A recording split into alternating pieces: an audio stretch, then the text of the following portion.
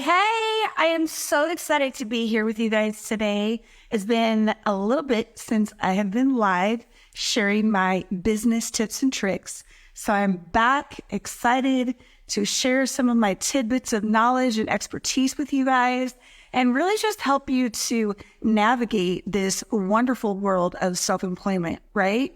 So today we're talking about how to strategically and successfully transition from working a full-time job and transition into going full-time self-employed. So we will go ahead and go over some of the steps that are needed, some of my recommendations, things that I did. Keep in mind, my background is in business and finance, which is one of the wonderful reasons that I have attributed my success in business to my background, right? So without any further ado, let's go ahead and get started. I'm really excited to see you guys all on here today.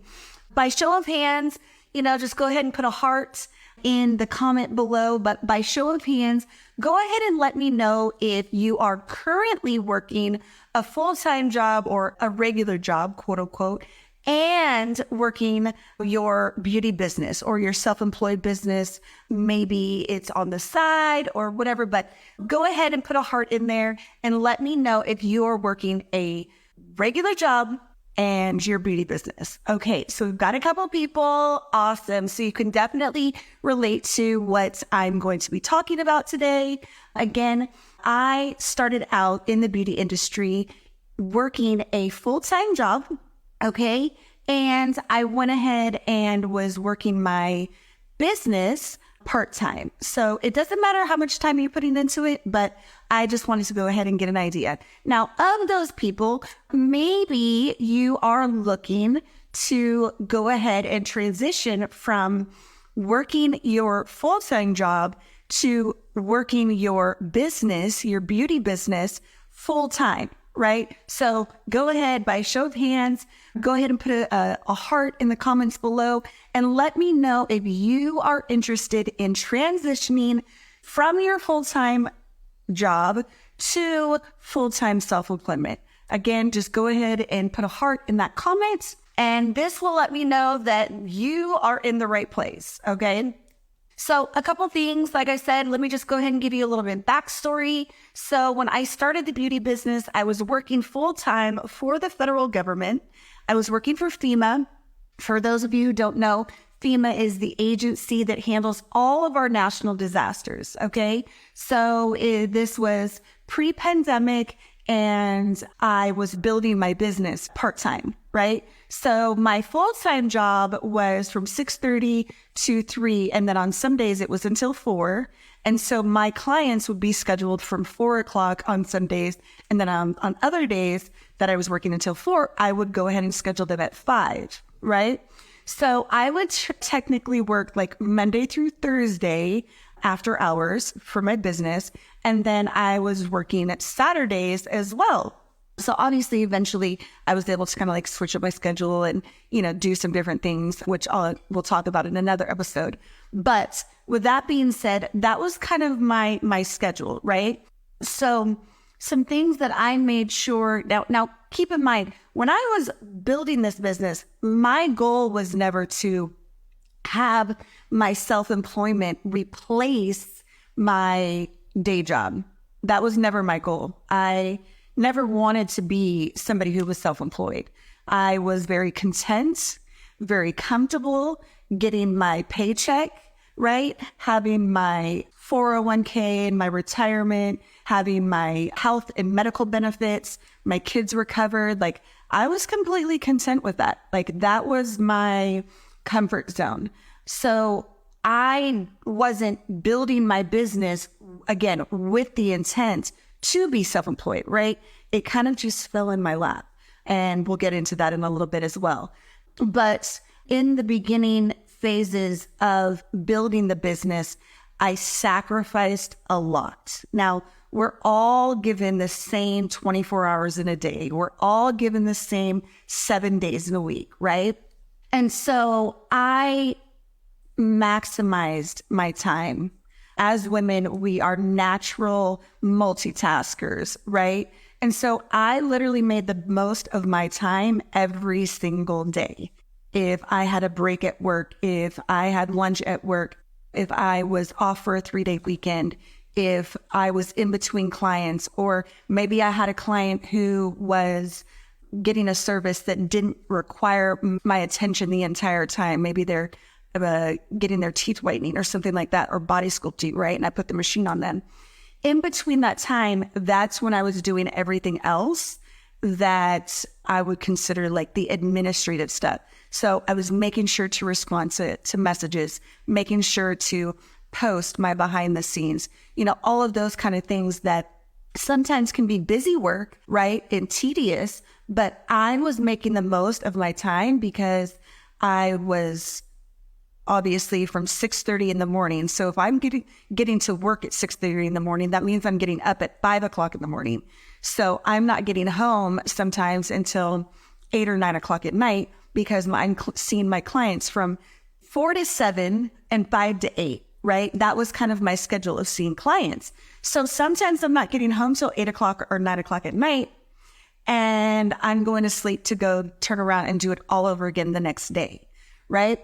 So making sure that you maximize your time while you're in that building phase is extremely important, okay? Now, are you going to have to do that forever? No. Realistically, you don't, and I talk about this in my program, how to work smarter, not harder, how to be able to maximize your time, make the most bang for your buck in the time that you are seeing clients, things of that nature. So, but the key concept here, right, is making the most of your time, using your time wisely, being very self-aware and mindful of how you spend your time, what you're spending your time doing, how you're feeding your mind and, your soul, and what you're reading, what you're watching, all of those kind of things, right? So that's kind of step one, if you will, or identifying one of the things. The other thing that really stuck out in my head and what really prompted this IG live, which I have discussed this topic before. However, I felt like it was really, really important to discuss again, was the fact that the gal that I had spoke with this last week, she had actually went from working a full-time job to just plunging in to working self-employed, right? Without any plan, without any strategy, without any safety net, like there was nothing in place, right? And so it surprised me, but it didn't, because I have heard this concept and people do this. And I'm like, there is a better way, guys. There's a better way. Okay. And so again, like I said on my story the other day, I was able to guide her, and I'm going to touch base with her at the end of this week, but I was able to kind of guide her and give her some tips on what she can do to kind of get herself out of where she's at now. But it's a lot easier for me to help you, right, if we're doing something ahead of the game. So very similar to my kids, right? I tell my kids, I'm like, I'd much rather you come to me and ask me for my advice because I've been in your shoes before and I can give you the tips on what steps need to be taken, rather than you going and trying to do it on your own, or you talking to a friend or getting poor advice. And now you're coming back to me to try and help you dig you out of this hole, right? That makes it really, really hard. And digging you out of that hole is going to be a longer process than if we had just done it right from the first time. So with that being said, some of the things that I really, really target in on when it comes to leaving your job full time is you want to make sure that your business is not only replacing your income, but it is more like doubling your income. So let's just say, for instance, you work for a job and you make $5,000 a month. You want to be making $10,000 a month in your business consistently. What does consistently look like, right? That could be you building your business for 6 months, a year, 18 months. I don't know what it looks like for you individually, okay? But you want to make sure that you are making this money consistently. Now, again, that means you're going to be doing a lot of sacrificing. You're going to miss out on events. You're going to miss out on dinners and brunches and parties and whatever, right? With your friends and your family sometimes. But you have to prioritize. You have to prioritize what's important to you in that moment. That doesn't mean you have to miss everything, but you are going to have to miss some things, right? And so making sure that you are consistently hitting that target, okay, is going to make sure that you know that when you do leave your job full time, that you feel confident that you're going to be able to make the money that you're used to be making and then some, right? Because you always want to be able to pour back into your business, invest back into your business. And maybe you want to, now you don't have health insurance. Now you don't have retirement. Now you don't have 401k or whatever it is that you have, right? Now you need to spend some of that money doing those things, right? And so again, that consistency that I talk about with making 2 times the amount of money, that is going to differ for everybody, right? So depending on the amount of time that you spend building it, the amount of time that you're sacrificing, your price points, your area of expertise is, the services that you provide, the actual geographic area that you're in, all of these things are going to take a factor into how long it's going to take for you to go ahead and build this business to replace your full-time job, okay? The next thing that I had mentioned, like I said, was making sure that business replaces your full-time job twice, 2 times. So if you're making $5,000, you in your full-time job, you want to be making 10 grand in your business. All right. So the next thing that I'm going to suggest is that you have a savings. You have a safety net. Okay.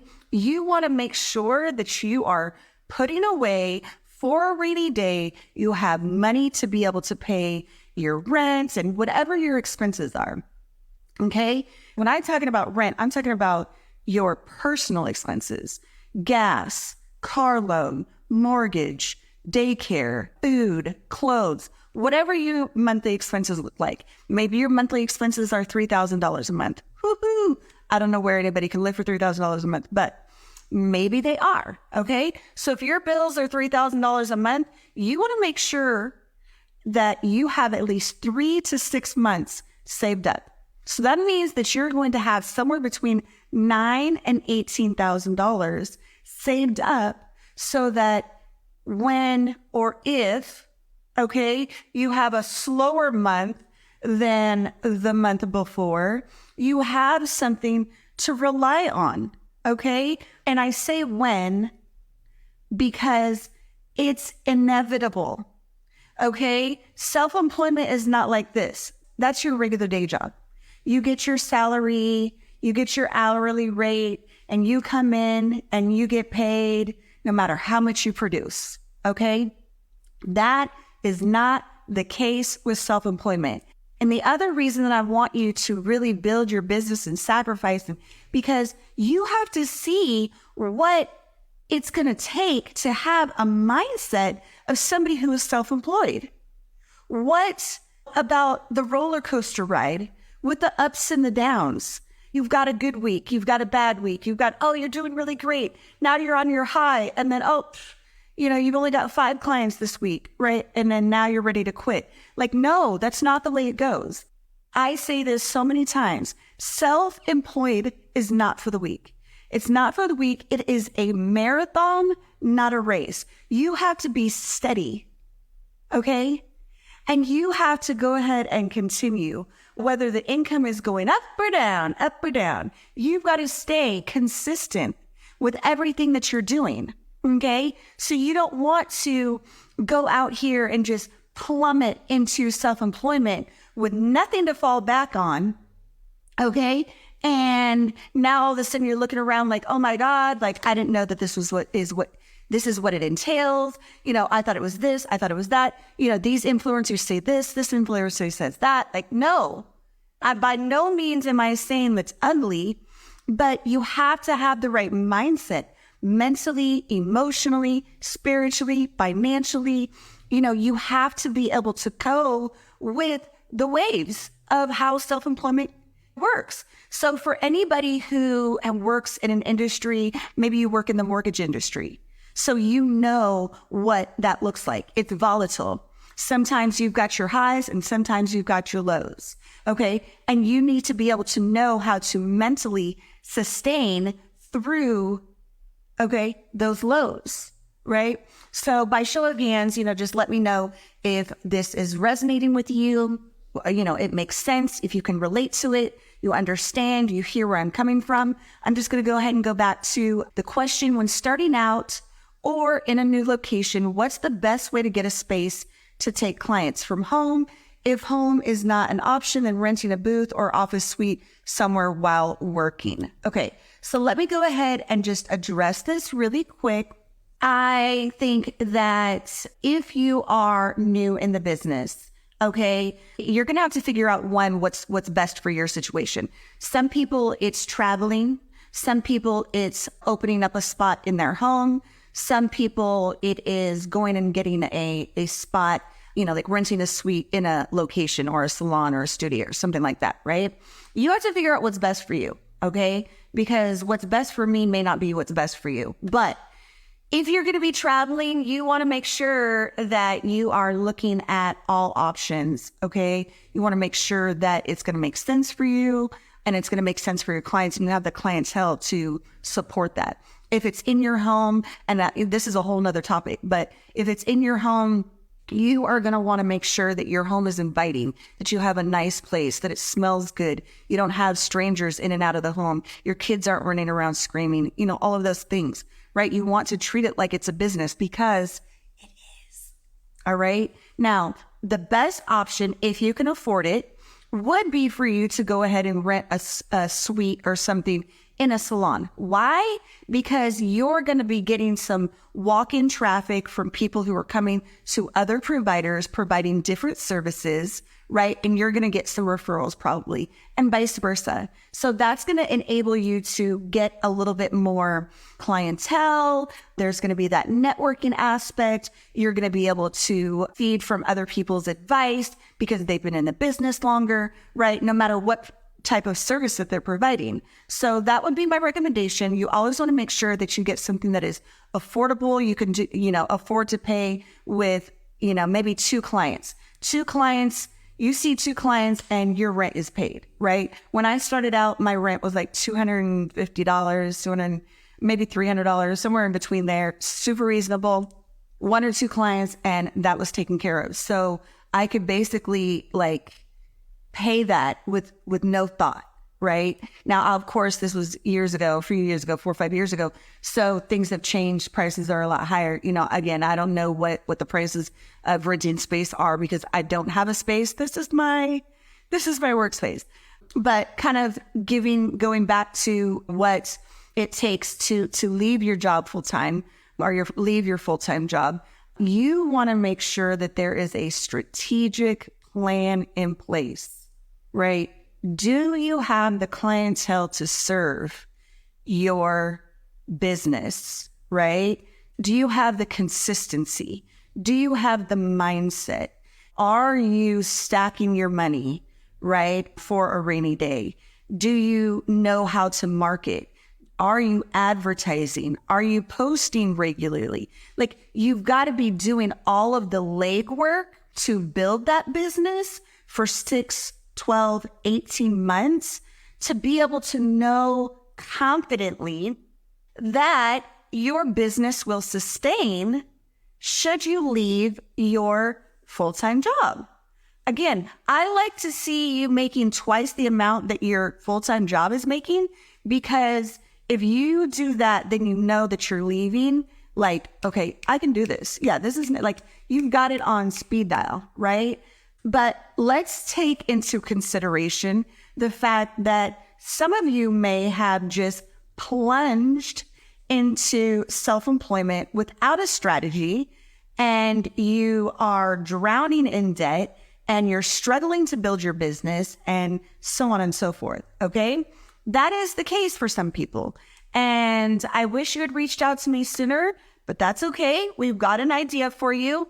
Some of the things that I talked to her about doing was she rents a space, okay, in a salon. So I told her to get with the owner, see if the owner maybe the owner only works certain days or certain hours. And she has clients that are wanting to get services done by her on days or hours that she's not available. We'll find out from the owner, okay, if she's willing to let you service her clients for commission, right? Now, obviously, this requires a good rapport with the owner that you're renting space from. But if you have a good relationship with them, why wouldn't they, right? So that's enabling you to kind of have some flexibility and go ahead and service clients in the same location that you're already at, okay? So that was one of the ideas that I had mentioned to her. In mentioning that, she said, well, the owner did say that she needs a receptionist at times. And I'm like, well, that's perfect. Again, so she has the ability to potentially service the owner's clients, right, for commission. She also has the ability to potentially work as a receptionist at the salon or spa that she works at and that she rents space from, right? Like, what better idea than for her to do that? Now, leading up to this, we were just talking about her feeling like if she did get a part-time job, she was a failure. If she did, all of those things that come with, well, no, I really want to make this work. I really want to be full-time self-employed. Okay, well, that's great and fine and dandy. You can do that like later. Okay, right now, we need to relieve some of the stress and the pressure that you're experiencing from plunging into self-employment with no strategy. And the best way to do that is for you to go out there and get a part-time job, maybe you can get a full-time job, hell, right? Whatever it is that you need to do, you can still go do that. And then your business is going to be worked on the side, right? It's going to be worked part-time because you don't even have the clientele to support that at this point, right? She's only making about $2,000 a month in her business. That's not even enough to sustain you like part-time, right? So she was feeling some guilt surrounding like doing something or not focusing on her business solely. And I'm like, listen, you need to show up in your business the best that you can. The best way you can do that is for you to relieve some of the stress and the pressure that you're experiencing right now because of the guilt with your finances and not having the money to support yourself and having to ask family and friends to help you and things of that nature. Let's relieve some of that stress, okay? Then you can be level-headed and clear-minded and you can show up in your business 100% because you're feeling good knowing that your bills are paid. You can eat. You're not in foreclosure. You're not at risk of getting your car repossessed, right? So those are some of the things, that you can do to go ahead and compensate if you already did take the plunge into self-employment full-time without that strategy in place. How do you build clientele when the place you work for doesn't want you taking clients with you? I'm sorry, I don't quite understand it, but I might understand it. Let me go back to this. Rent is $600. $600 isn't bad. That's 2, maybe 3 clients. You can do that with 2 or 3 clients. No brainer. Super easy. Okay. So Dream Luxe Spa, I did see a message previously, and I think if I'm not mistaken, it sounds like you work for a salon, right? And so you're essentially an employee or a contractor of that salon. So the clients are owned by the salon, not by you, is what it sounds like. So please correct me if I'm wrong. If that is the case, as a business owner, obviously I'm not going to advise you like take their clients or anything like that. But, you would just essentially work your business on the side just as if you were working any other type of full-time job, right? So you're going to be promoting your business on the side. You're going to set up a location, maybe in your home, maybe you travel, whatever the case is, whatever. You're going to be doing everything the same, just as if you were working a full-time job at, say, a law firm or something along those lines. Okay. So building clientele is something that I talk about. I have a few IGTVs that are saved. If you go to my IGTVs tab, it's the middle tab. You can click, there's a button that says series. You click that drop down and it says business tips and tricks.